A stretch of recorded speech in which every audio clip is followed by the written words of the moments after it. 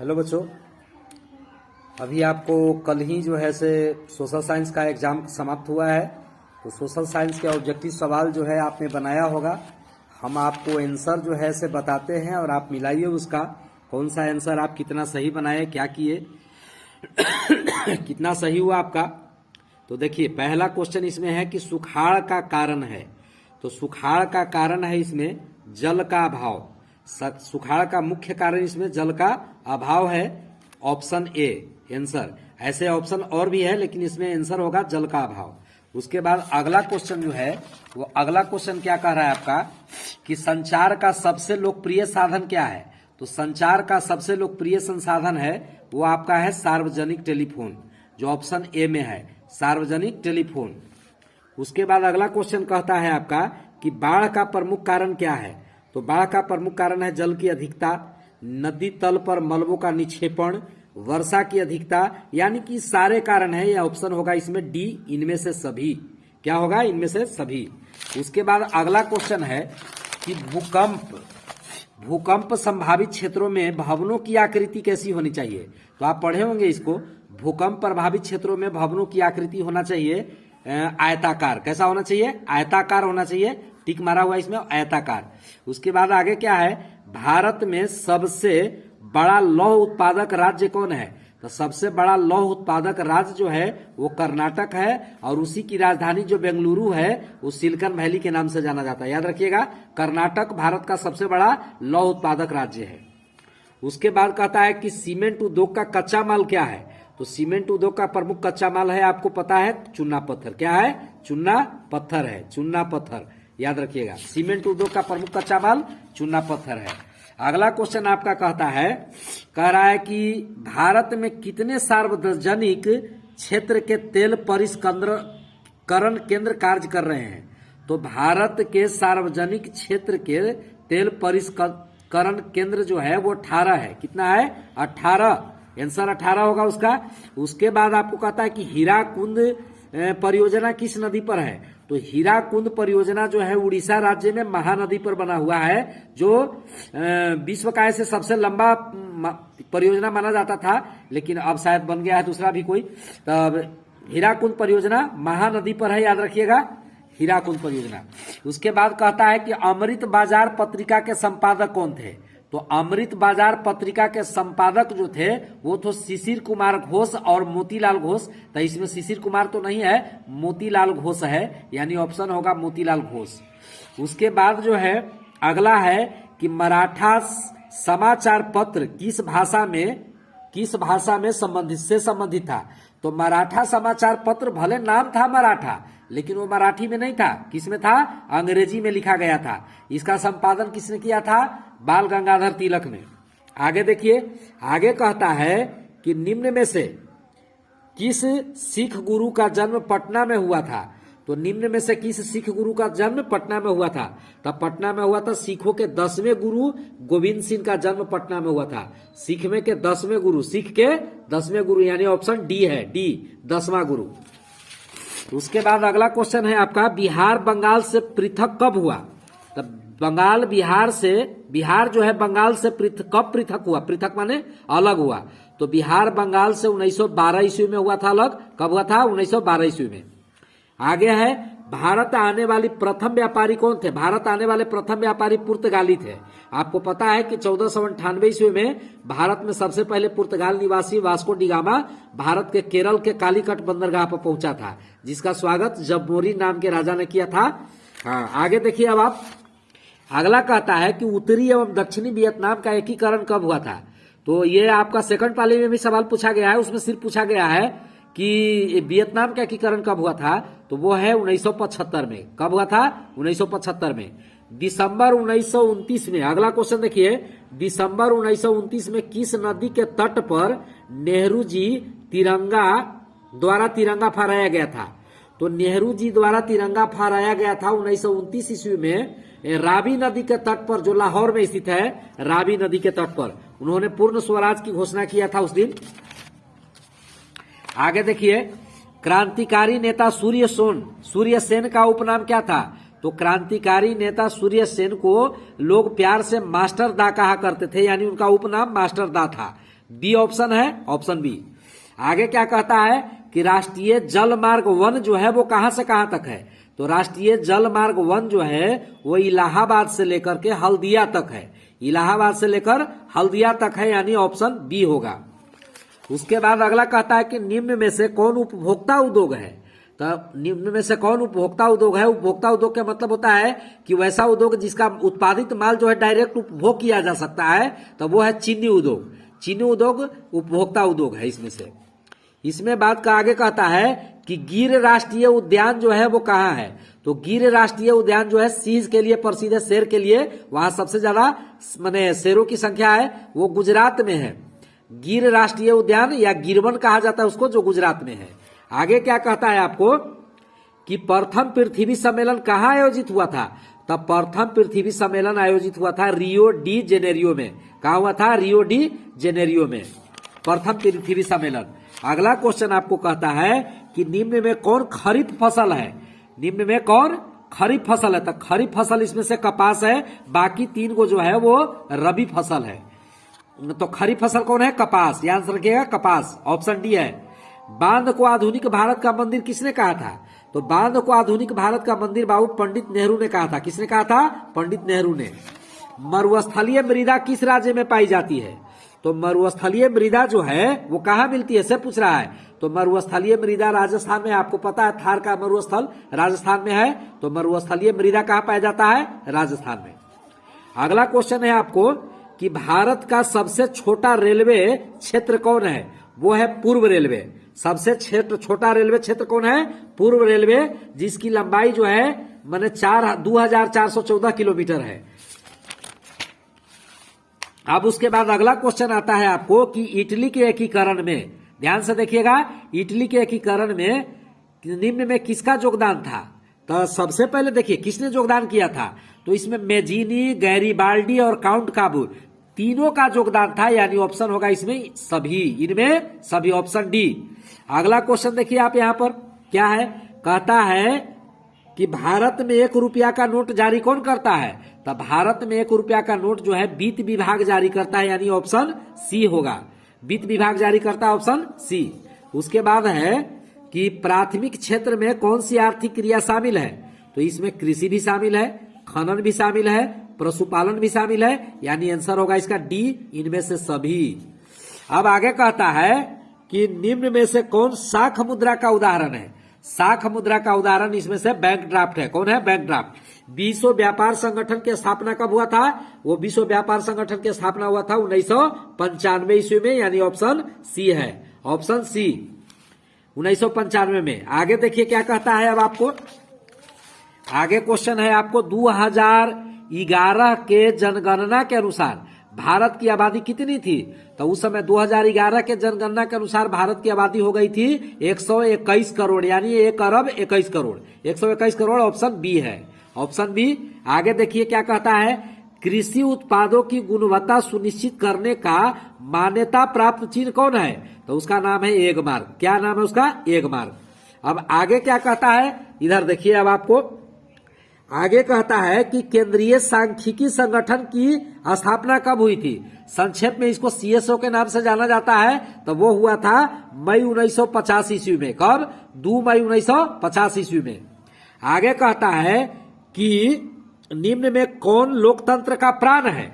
निम्न में कौन लोकतंत्र का प्राण है? तो लोकतंत्र का प्राण कहा जाता है राजनीतिक दल को। याद रखिएगा, राजनीतिक दल को लोकतंत्र का प्राण कहा जाता है। आंसर होगा सी, आंसर सी है। उसके बाद आगे कहता है भारतीय कम्युनिस्ट पार्टी की स्थापना कब हुई थी? तो भारतीय कम्युनिस्ट पार्टी की स्थापना हुई थी 1925 ईस्वी में। कब हुआ था? 1925 ईस्वी में। आपको पता होना चाहिए राष्ट्रीय स्वयं सेवक संघ की भी स्थापना उसी समय हुआ था। किसने कहा लोकतंत्र जनता का, जनता के लिए तथा जनता के द्वारा शासन है? यह कहा था अमेरिका के पूर्व राष्ट्रपति यानी कि अब्राहम लिंकन। किसने कहा था? अब्राहम लिंकन ने यह परिभाषा दिया था कि लोकतंत्र जनता का, जनता के लिए, जनता के द्वारा शासन है। किसने कहा था? Abraham Lincoln. आंसर बी है, आंसर बी है। आगे क्या कहता है इसमें कि भारत में कौन शासन प्रणाली है? तो भारत की जो शासन प्रणाली है उसका नाम है संसदीय शासन प्रणाली या संसदीय व्यवस्था। संसदीय व्यवस्था, यानी आंसर डी है। भारत में अगला क्वेश्चन कहता है आपको कि भारत में वोट देने के लिए न्यूनतम आयु क्या है। तो भारत में वोट देने के लिए न्यूनतम आयु सबको पता है 18 साल है, इसमें कोई बताने की जरूरत नहीं है। लोकतंत्र की सफलता के लिए कौन चुनौती है इसमें से। तो देखिए बाबू, अफसरशाही, अशिक्षा, जातिवाद, ये तीनों के तीनों चुनौती है, इसलिए इनमें से सभी होगा आंसर डी। आगे है, भारत में राष्ट्रीय आपातकाल की घोषणा कब हुआ था। तब भारत में राष्ट्रीय आपातकाल की घोषणा जो हुआ था 1975 में हुआ था, यानी कि ऑप्शन ए होगा। उस समय तत्कालीन प्रधानमंत्री श्रीमती इंदिरा गांधी थी। और फिर है, सुनामी प्रभावित क्षेत्र में मकानों का निर्माण कहाँ करना चाहिए। सुनामी प्रभावित क्षेत्र में मकानों का निर्माण करना चाहिए सागर तट से दूर, क्योंकि निकट रहेगा तो सुनामी में समुद्र में जो लहरें उठती है वो बाढ़ का रूप धारण कर लेती है और निकटवर्ती इलाका को डुबा देती है। तो सागर तट से दूर, ऑप्शन बी होगा इसमें। आगे देखिए क्या कहता है आपको, कहता है कि समाजवादी अर्थव्यवस्था का गुण क्या है। तो समाजवादी अर्थव्यवस्था का मुख्य गुण है सामाजिक कल्याण। क्या है, सामाजिक कल्याण। अब आगे क्वेश्चन क्या कहता है आपको, आगे कहता है कि विकसित देशों की आय में वृद्धि के लिए किस पद का प्रयोग किया जाता है। तो ऐसे तो विकसित देशों के प्रत्येक में पहचान होता है प्रति व्यक्ति आय, यानी कि आर्थिक वृद्धि। क्या, आर्थिक वृद्धि, ऑप्शन होगा इसमें बी। उसके बाद आइए, निम्न में से कौन प्लास्टिक मुद्रा है। तो प्लास्टिक मुद्रा इसमें कौन है, डेबिट कार्ड। कौन है, डेबिट कार्ड, क्रेडिट कार्ड और ये एटीएम कार्ड जो होता है वो प्लास्टिक मुद्रा है, तो इसमें होगा डेबिट कार्ड। याद रखिएगा आंसर सी, डेबिट कार्ड। आगे क्या कहता है आपको, भारत के सकल घरेलू उत्पाद में किस क्षेत्र का योगदान सर्वाधिक है। तो भारत के सकल घरेलू उत्पाद में सर्वाधिक योगदान जो है वो सेवा क्षेत्र का है, लगभग 53% जो है इसी का योगदान है। तो ये आंसर होगा इसका सी। छिपी हुई बेरोजगारी किसमें पाई जाती है। छिपी हुई बेरोजगारी पाई जाती है कृषि क्षेत्र में, क्योंकि इसमें आवश्यकता से अधिक लोग काम पर लगे रहते हैं जबकि उनको जरूरत नहीं होता है। तो बहुत सारे लोग बेरोजगार होते हैं, लेकिन देखने में लगता ऐसा है कि वो काम कर रहे हैं, रोजगार कर रहे हैं। तो छिपी हुई बेरोजगारी किसमें होता है, कृषि क्षेत्र में, यानी आंसर होगा ऑप्शन बी। रूस की मुद्रा क्या है। तो रूस की मुद्रा का नाम है रूबल। रूस की मुद्रा का नाम क्या है, रूबल। उसके बाद आगे देखिए, साख का आधार क्या है। तो साख का प्रमुख आधार है बाबू विश्वास। साख का मेन आधार क्या है, विश्वास। उसका मतलब ही विश्वास होता है। आगे क्या कहता है आपको, अगला क्वेश्चन कहता है कि वस्तुओं और सेवाओं को अपने उपयोग के लिए कौन खरीदता है। तो जो अपने उपयोग के लिए खरीदता है बाबू, उसको कहते हैं हम उपभोक्ता, जो आंसर सी में है। क्या कहते हैं उसको, उपभोक्ता, जो आंसर सी में है। आगे देखिए, कहता है कि वायु परिवहन का राष्ट्रीयकरण कब हुआ। तो वायु परिवहन का राष्ट्रीयकरण भारत में हुआ था 1953 ईस्वी में। कब हुआ था, 1953 ईस्वी में। उसके बाद है, कहता है कि विश्व का प्राचीनतम परिवहन का साधन क्या था। तो बाबू पहले न तो घोड़ा गाड़ी चलता था, न बैलगाड़ी चलता था, न रेलगाड़ी चलता था, न हवाई जहाज चलता था, न बस चलता था। सबसे पहले जो है वो जल मार्ग से ही एक जगह से दूसरे जगह जाते थे, इसलिए विश्व का प्राचीनतम परिवहन जल परिवहन था। कौन सा था, जल परिवहन, यानी ऑप्शन ए होगा। फिर कहता है मोरमुगाओ बंदरगाह कहाँ है। तो मोरमुगाओ बंदरगाह जो है वो गोवा के तटवर्ती इलाके में है, यानी कि गोवा में है। कहाँ है, गोवा में। उसके बाद कहता है कांडला विशेष आर्थिक क्षेत्र। कांडला विशेष आर्थिक क्षेत्र गुजरात में है बाबू। कांडला एक बंदरगाह भी है, आपको पता होना चाहिए। उसके बाद कहता है कि कहलगांव तापीय विद्युत परियोजना कहाँ है। तो कहलगांव तापीय विद्युत परियोजना जो है वो भागलपुर जिला में है, बिहार के भागलपुर जिला में है। जालबेरिन संबंधित है। अगला क्वेश्चन है कि जालबेरिन संबंधित है। तो आपको पहले भी बता चुके थे हम कि जालबेरिन व्यापारियों की संस्था थी, इसलिए ये व्यापारियों से संबंधित है।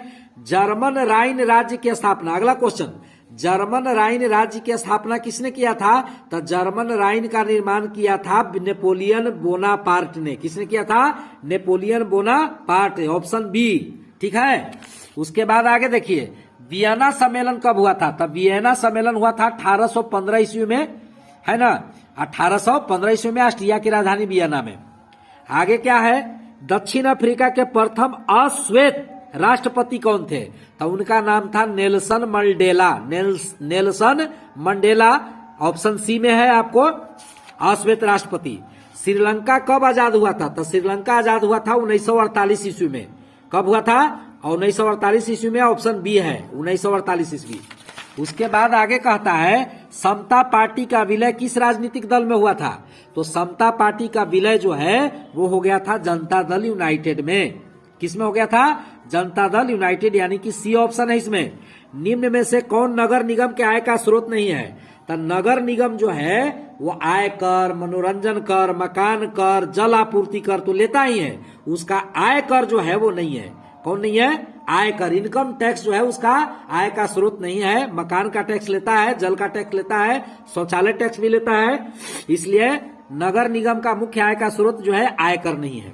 आगे देखिए क्या है, निम्न में से कौन पंचायत की व्यवस्थापिका सभा है? निम्न में कौन पंचायत की व्यवस्थापिका सभा है? तो वो होता है ग्राम सभा। अगला है राज्यपाल की नियुक्ति कौन करता है? तो राज्यपाल की नियुक्ति करता है राष्ट्रपति। कौन करता है? राष्ट्रपति, ऑप्शन सी। आगे देखिए क्या है, स्थानीय स्वशासन राज्य के नीति निर्देशक सिद्धांतों के किस अनुच्छेद में है? तो वो है अनुच्छेद 40, आर्टिकल 40 में। ग्राम कचहरी में मुकदमे सुलझाए जाते हैं किस तरह के? तो उसमें दीवानी और फौजदारी दोनों तरह के मुकदमे सुलझाए जाते हैं, यानी कि आंसर होगा सी, ए और बी दोनों। उसके बाद क्या है, निम्न में कौन सा जीवाश्म ईंधन है? तो कोयला, पेट्रोलियम और प्राकृतिक गैस तीनों को कहा जाता है जीवाश्म ईंधन, इसलिए इसका आंसर होगा इनमें से सभी, आंसर डी। आगे देखिए क्या कहता है, आगे कहता है कि भारत का प्रथम परमाणु विद्युत गृह कहाँ है? तो भारत का प्रथम परमाणु विद्युत गृह महाराष्ट्र में तारापुर परमाणु ऊर्जा केंद्र है। तारापुर, कौन है? तारापुर, आंसर डी है। अगला देखिए बाबू, आगे के मणिकरण भूतापीय ऊर्जा संयंत्र किस राज्य में है? तो मणिकरण भूतापीय ऊर्जा संयंत्र जो है हिमाचल प्रदेश में। कहाँ है? हिमाचल प्रदेश में, जिसे 5 मेगावाट बिजली का उत्पादन होता है। उसके बाद कहता है कि सिंदरी किस उद्योग के लिए जाना जाता है? तो सिंदरी झारखंड में है, जो उर्वरक उद्योग के लिए जाना जाता है, खाद कारखाना है वहां पर सिंदरी में। और उसके बाद कहता है यहाँ पर कि अगला क्वेश्चन, एशिया में सबसे पुराना रेलवे वर्कशॉप कौन है? तो एशिया का है सबसे पुराना और सबसे बड़ा रेलवे वर्कशॉप जमालपुर का रेलवे वर्कशॉप है। कहा? जमालपुर का। सिलिकॉन शहर के नाम से कौन प्रसिद्ध है? तो सिलिकॉन शहर बेंगलुरु को कहा जाता है। किसको? बेंगलुरु को सिलिकॉन वैली या सिलिकॉन शहर कहा जाता है। उसके बाद आगे देखिए क्या है, आगे कहता है कि मंदार पहाड़ी किस जिले में है? तो मंदार पहाड़ी जो है से बांका जिला में है। आपको पता है कि जब समुद्र मंथन हुआ था तब मथानी के रूप में जो है, मैंने ऐसा तथाकथित जो कहा जाता है मंदार पर्वत का ही उपयोग किया गया था, जो बांका जिला में है। याद कीजिएगा, मंदार पहाड़ी किस जिला में है? बांका जिला में है। सासाराम नगर का विकास किस युग में हुआ था? तो सासाराम नगर का विकास हुआ था मध्य युग में। आपको पता है सासाराम में शेरशाह का मकबरा है, मध्य युग में। और आगे क्या है, रॉबर्ट ओवन कहाँ का निवासी था? जो यूटोपियन समाजवादी था, काल्पनिक दार्शनिक था एक तरह से, वो था ब्रिटेन का था। बोल्शेविक क्रांति का नेतृत्व किसने किया था? तो बोल्शेविक क्रांति का नेतृत्व किया था लेनिन ने। किसने किया था? लेनिन ने। आगे है कंबोडिया की राजधानी कहाँ है? तो कंबोडिया की राजधानी है फोम पेन, इसमें नोम पेन लिखा हुआ है, शायद नाम बदल गया उसका। कंबोडिया की राजधानी है नोम पेन, बी ऑप्शन है इसमें। उसके बाद क्या है, इसमें है किस कानून के विरोध में जालियांवाला बाग में सभा का आयोजन हुआ था? किस कानून के विरोध में जालियांवाला बाग में सभा का आयोजन हुआ था? तब वो था रॉलेट एक्ट कानून के विरोध में। रॉलेट एक्ट कानून के विरोध में जालियांवाला बाग में लोग 13 अप्रैल 1919 को इकट्ठा हुए थे, जिसमें बाघ हत्याकांड हो गया था, जनरल ओडायर ने करवाया था। उसके बाद कहता है कि किसके अनुरोध पर महात्मा गांधी चंपारण आए थे? तो राजकुमार